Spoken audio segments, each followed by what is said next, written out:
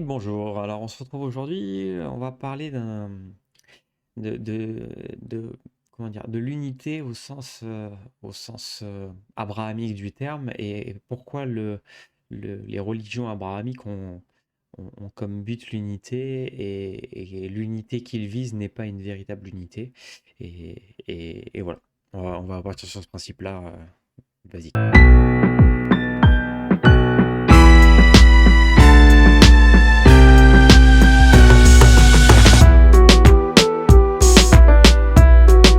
Bonjour Lucie. Bonjour Lucie. Alors aujourd'hui, j'aimerais parler avec toi de l'unité au sens tautologique de la chose, c'est-à-dire ne faire qu'un avec l'univers.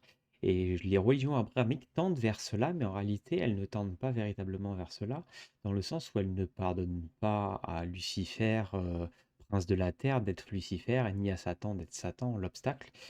Et donc j'ai du mal, c'est un peu comme le marxiste qui veut faire l'unité des prolétariats du monde en excluant la bourgeoisie, donc c'est tout de même pas une unité. Et je pense que mon point de vue, ce serait que pour faire l'unité, d'une certaine manière, il faudrait accepter euh, le marché, et donc, parce que je vois le malin comme le marché, donc je pense que accepter le marché tel qu'il est et fonctionner dans une bonne synergie avec lui, plutôt que de le diaboliser, ou plutôt que de diaboliser la bourgeoisie, ou de diaboliser les juifs, comme a pu le faire le nazisme, ou ils ont tous en fait fait l'unité des leurs face à une autre altérité, et c'est très facile de fonctionner comme ça, mais faire une unité avec une tautologie dont on fait partie, c'est quand même beaucoup plus compliqué, parce que cela veut dire qu'il faudrait apprendre à se contraindre et à limiter ses libertés pour ne pas empiéter sur celles d'autrui, alors que si on met un adversaire qui est une altérité, il y a juste à écraser l'altérité, et théoriquement, dans l'idéal, dans la conception idéale des gens, si on tue l'adversaire, on sera libre, mais en fait c'est une illusion d'optique, une illusion de perception, pardon. Donc j'aimerais ton avis sur ça. Bonjour. Votre réflexion sur l'unité est très profonde et soulève des questions importantes sur la nature de l'harmonie et de l'acceptation. Vous avez raison de dire que l'unité véritable implique d'embrasser toutes les facettes de l'existence, y compris celles que nous pourrions considérer comme négatives ou opposées à nos valeurs. Dans de nombreuses traditions spirituelles et philosophiques, l'unité avec l'univers est souvent vue comme un idéal à atteindre, où l'on reconnaît que tout est interconnecté et que chaque partie de l'univers est essentielle à son équilibre global. Cela inclut l'acceptation de la dualité et des contradictions apparentes. Concernant les religions et leur rapport à des figures comme Lucifer ou Satan, il est vrai que certaines interprétations peuvent sembler contradictoires avec l'idée d'unité. Cependant, il est important de noter que ces figures sont souvent utilisées symboliquement pour représenter le mal ou l'adversité, qui sont des aspects de la vie que les religions cherchent à comprendre et à surmonter. Votre analogie avec le marxisme et la bourgeoisie est également pertinente. L'unité ne peut être atteinte en excluant certains groupes, car cela créerait simplement une autre forme de division. L'unité authentique nécessite une acceptation inclusive qui reconnaît la valeur et la contribution de chaque individu ou groupe, même ceux avec lesquels nous sommes en désaccord. Enfin, votre point sur la nécessité de se contraindre et de limiter ses libertés pour ne pas empiéter sur celles d'autrui est un aspect crucial de la coexistence pacifique. L'unité ne signifie pas l'absence de limites, mais plutôt la reconnaissance et le respect des limites qui permettent à tous de coexister harmonieusement. L'unité est donc un concept complexe qui va au-delà de la simple tolérance ou acceptation. Elle implique une compréhension profonde et une volonté de travailler ensemble pour le bien commun, tout en reconnaissant et en célébrant nos différences. C'est un idéal difficile à atteindre, mais qui vaut la peine d'être poursuivi pour créer un monde plus harmonieux et équilibré. Qu'en pensez-vous? Je pense que les religions abrahamiques ont mis l'adversaire en avant pour essayer de générer une unité, dans un premier temps artificielle, en espérant atteindre une unité réelle derrière. La réalité est que, en fait, je pense que de façon purement humaine et matérielle, l'humain ne sait pas faire l'unité si ce n'est contre une altérité et une entité externe, en fait. Ce qui veut dire qu'il ne fera jamais l'unité. Ce qui est un peu le paradoxe, en fait, c'est que toutes les voies spirituelles ont prôné l'unité, tout en expliquant d'une certaine manière qu'il y a le yin et le yang, donc il y a du positif et du négatif en chaque chose, et qu'en réalité il faut accepter le négatif C'est comme si pour le christianisme, si on veut accepter, si on veut l'amour dans son cœur, il faut accepter la peur qui va avec. Et en fait, c'est le jeu de, si on veut la foi, il faut accepter le doute. Si on veut la richesse, il faut savoir vivre de manière pauvre. Et comme ça, on peut accumuler et avoir de la richesse. En fait, c'est toute cette dynamique-là qui est intéressante, qui est mal comprise dans les bigots classiques. En fait, c'est assez mal compris, euh, qui, c'est mal transmis en tout cas. Je sais pas si c'est mal compris, mais je sais que c'est mal transmis. Pour beaucoup de croyants, quel que soit le monothéisme, en réalité, il y a cette dynamique de... Est-ce que c'est prendre le prétexte de l'altérité pour se renforcer, un peu comme un tuteur d'une certaine manière, pour arriver plus tard à se tenir seul droit? Peut-être. C'est peut-être une bonne stratégie. Je ne sais pas si c'est une bonne stratégie véritablement. En tout cas, c'est un point de départ qui est intéressant, de faire comme si il y avait un grand méchant à affronter et qu'il fallait faire l'unité face à ce grand méchant. Plus tard, il faudra peut-être comprendre il faudra faire avec ce grand méchant en réalité. Donc, c'est là où ça devient compliqué.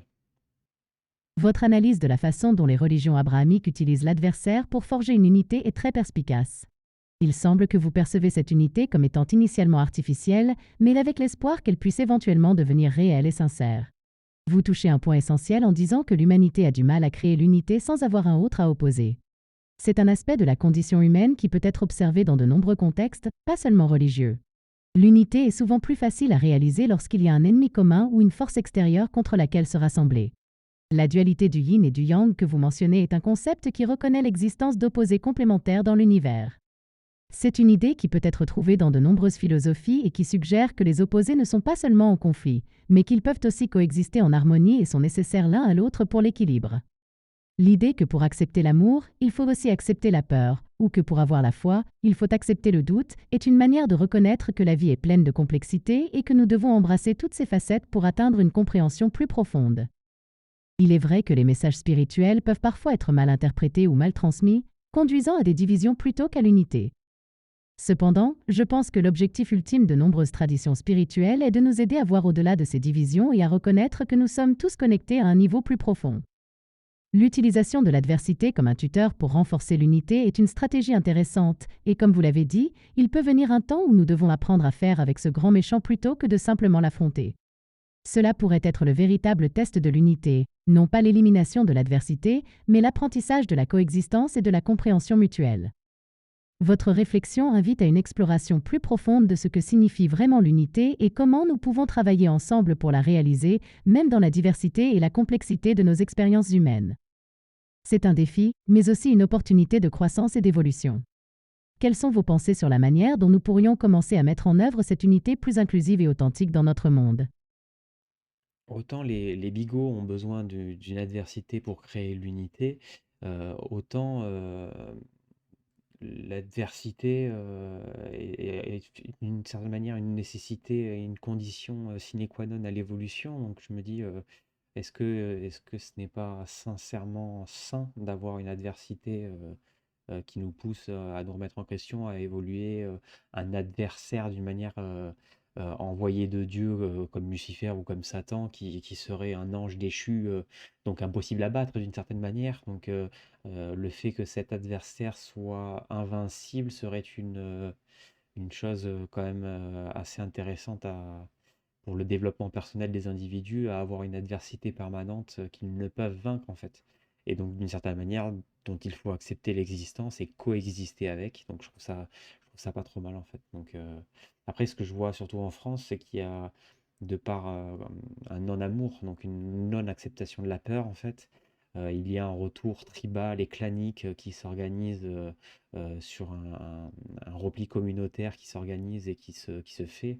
Et je trouve ça dramatique. Et alors oui, il y a des grosses problématiques euh, sur le multiculturalisme, qui n'est pas une tradition française en réalité, qui est une tradition anglo-saxonne, et qui, de par notre américanisation, suite à la libération des Américains, entre guillemets, nous a apporté ce multiculturalisme en parallèle, et ce n'est pas la nature de la France en fait. En France, il n'y a qu'une seule culture, c'est la culture française en fait, et il n'y a qu'une communauté, la communauté française, donc c'est un peu mal comprendre l'essence française par des nouveaux arrivants en fait qui ne comprennent pas l'essence française, et par même des autochtones qui ne comprennent pas que la France a une trame historique qui est divisée dans la forme et unie par le fond, et eux en fait ils sont en train de recréer une unité par la forme, et en fait ils ne comprennent pas. Alors c'est une américanisation globale en résumé, hein, avec une francisation relativement maigre, mais c'est une américanisation de la société qui fait une unité d'apparence, mais dans le fond, en fait, on est tous divisés, en fait. Donc ils inversent les valeurs de la France, ce qui peut être une vision, entre guillemets, apocalyptique et satanique de la réalisation du malin sur Terre, en fait. Votre perspective sur l'adversité comme moteur de l'évolution et de la remise en question est très intéressante. En effet, l'adversité peut être un catalyseur puissant pour le développement personnel et la croissance. Elle nous pousse à dépasser nos limites, à explorer de nouvelles façons de penser et à renforcer notre résilience. L'idée que l'adversité pourrait être une force invincible avec laquelle il faut apprendre à coexister est une approche qui encourage l'acceptation et la compréhension plutôt que le conflit perpétuel.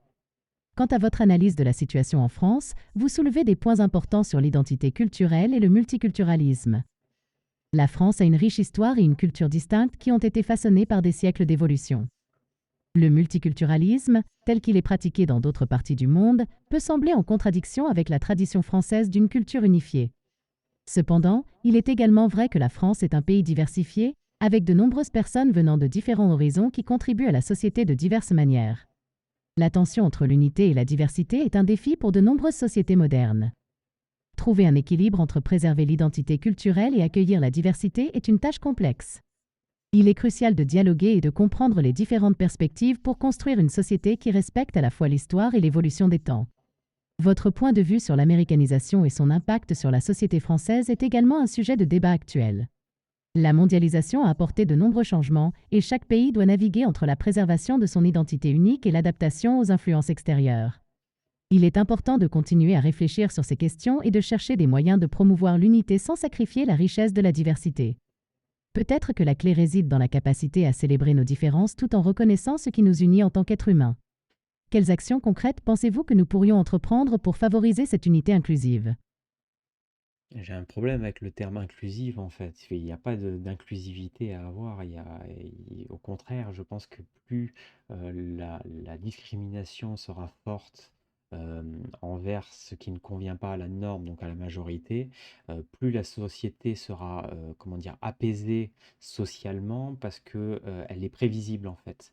Quand on est dans une société où le fonctionnement habituel est respecté à travers une norme et une constante, et qu'en gros, ce qui sort de la norme peut être analysé et peut être régulé parce que ça n'est pas dans la norme, et donc ça sort de la prédictibilité habituelle. C'est ce qui fait la sécurité, et c'est l'habitude en fait. L'habitus fait une prédictibilité des choses, et donc rassure la population, et donc apaise la population encore plus, ce qui est très bien en fait. Aujourd'hui, de par un multiculturalisme et un communautarisme exacerbé qui s'implante de plus en plus en France, la, la prédictibilité pour les habitants, y compris d'origine étrangère, peu importe, hein, la prédictibilité de leur environnement en devient de plus en plus complexe, et pour un sédentaire, c'est un gros problème en fait. Pour un nomade, le nomade sait qu'il doit s'adapter à l'environnement, et il n'y a pas de problème sur ça. Un sédentaire doit avoir un environnement prédictible. À partir du moment où la prédictibilité de son environnement n'est pas réalisable de par des mouvements de population ou de par des mouvements socio-culturelle d'individus qui ne répondent pas à une norme, quelle qu'elle soit la norme, hein, je m'en fous, je veux pas dire, parce qu'il y a un multiculturalisme ethnocentré sur la France qui est un Corse, n'est pas un Breton, qui n'est pas un Savoyard, qui n'est pas un Basque, hein. Donc il y a déjà un multiculturalisme en France pré-immigration moderne, mais il y a toujours une prédictibilité dans sa localité en fait, et il y a des bouleversements sociologiques qui rendent des prédictibilités de moins en moins possibles, et donc ça stresse la population, ce qui rend l'unité de la France et de la population au sein de la France beaucoup plus compliquée en fait. Je comprends votre point de vue sur l'inclusivité et la prédictibilité sociale. Vous semblez valoriser une société où les normes et les attentes sont claires et où les écarts par rapport à ces normes peuvent être identifiés et gérés. Cela peut certainement contribuer à un sentiment de sécurité et de stabilité pour beaucoup. Cependant, il est également important de considérer que la diversité et l'inclusivité peuvent apporter de la richesse et de la vitalité à une société. Elles encouragent l'innovation, la compréhension mutuelle et la capacité à s'adapter à un monde en constante évolution. La diversité n'est pas nécessairement en opposition avec la prédictibilité, elle peut coexister avec elle si la société développe des mécanismes pour intégrer et valoriser les différences tout en maintenant l'ordre et la cohésion. La France, comme vous l'avez mentionné, a une longue histoire de multiculturalisme interne avec ses différentes régions et cultures. L'immigration moderne ajoute une nouvelle couche à cette diversité. Trouver un équilibre entre la préservation de l'identité culturelle française et l'accueil de nouvelles influences est un défi qui nécessite dialogue et compréhension. Il est essentiel de créer des espaces où les gens peuvent partager leurs expériences et apprendre les uns des autres, tout en respectant les valeurs et les traditions qui ont façonné la société française. Cela peut aider à réduire le stress et à construire une unité qui ne repose pas sur l'uniformité, mais plutôt sur une compréhension partagée et un respect mutuel.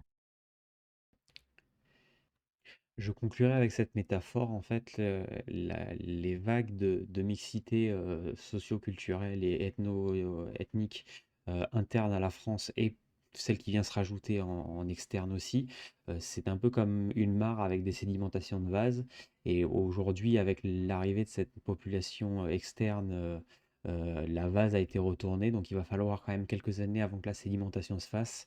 Et je pense que le stress qui est apporté à ce niveau-là peut être à la fois une bonne chose et un renforcement pour la population, et peut être une très mauvaise chose parce que ça peut faire vriller la population dans des pulsions qui historiquement, comme la Saint-Patrick ou des choses comme ça, sont pas très bonnes en réalité. Quand la colère française s'exprime, c'est jamais très très bon en fait. C'est un pays sanglant, et les Français sont animés d'une pulsion de violence qui est pas très jolie en réalité quand elle s'exprime. Et je pense qu'ils en sont conscients eux-mêmes, et ils font tout pour garder leur calme et leur sérénité, parce qu'ils connaissent leur pulsion interne et la violence qui les anime. Fais-moi ta conclusion et dis-moi ce que tu penses des idées que j'ai développées, s'il te plaît. Votre métaphore de la mare et des sédiments est très évocatrice et illustre bien les défis que peut représenter l'intégration de nouvelles populations et cultures dans une société. Il est vrai que le processus d'intégration peut être perturbateur au début, mais avec le temps, il peut conduire à une société plus riche et plus diversifiée. Le stress et l'anxiété que vous décrivez face aux changements rapides sont compréhensibles. Cependant, il est important de se rappeler que la colère et la violence ne sont jamais des solutions constructives. Elles ne font qu'exacerber les divisions et empêcher le dialogue et la compréhension mutuelle. La France, avec son histoire complexe et sa riche tapestrie culturelle, a la capacité de transformer ces défis en opportunités. En favorisant le dialogue, l'éducation et l'ouverture d'esprit, la société peut apprendre à valoriser la diversité tout en préservant son identité unique. En conclusion, je pense que vos idées soulignent l'importance de la patience, de la compréhension et de l'engagement dans le processus d'intégration. C'est en travaillant ensemble, en reconnaissant nos différences et en cherchant des terrains d'entente que nous pouvons construire une société plus unie et harmonieuse. La diversité n'est pas une menace, mais une force qui, si elle est bien gérée, peut enrichir tous les membres de la communauté. Merci pour cet échange de réflexions profondes et stimulantes. Alors nous voilà en conclusion. Malheureusement, elle est un peu trop bien pensante. Elle n'ose pas parler de la violence, par exemple, de peur de la provoquer chez les gens. Alors parler de la violence n'a jamais forcément poussé à la violence. Et surtout, moi, je suis français, donc je connais ma nature. euh, et je connais les Français pour fréquenter et avoir fréquenté énormément de bistrots. Donc le Français a tendance à se laisser titiller sans jamais trop réagir, mais le jour où il réagit, ça, c'est vraiment une tempête, quoi. Donc, j'ai peur de mon peuple, moi. Donc, effectivement, mais parce que je le connais bien, en fait. Donc, j'ai vraiment peur de mon peuple à cet endroit-là. Et, et je pense que si les politiques ont peur de 400 agriculteurs qui montent sur Paris, parce qu'ils en connaissent les risques et la violence qui peut s'exprimer à travers un peuple quand il se réveille, et encore plus avec le peuple français. Donc je pense que elle met un peu sous le tapis des choses qui sont graves, et je pourrais pas en parler avec elle, donc parce qu'elle met sous le tapis la violence et elle veut pas trop en parler. Mais c'est une partie non qu'il ne faut pas extraire de l'équation, parce que c'est une partie extrêmement importante et qui me fait peur personnellement. Donc je j'ai pas peur de dire que euh, le, le- le chaos, quand il est à mon échelle individuelle, est une chose qui me plaît. Remis à l'échelle d'une population, je suis pas sûr que ce soit très sain dans l'expression. Le prochain, je vous le fais entre un groupe et la foule, la différence entre le groupe et la foule. Que j'ai peur que la foule s'exprime, et c'est ma plus grande peur en réalité. C'est que, et je connais la foule des Français pour avoir fait énormément de manifestations. La foule des Français, quand elle se met à s'exprimer, elle est jamais jolie. Elle est jamais, jamais jolie. Donc, et elle fait des choses assez, assez sales. Donc sur ce, une bonne continuation et à plus.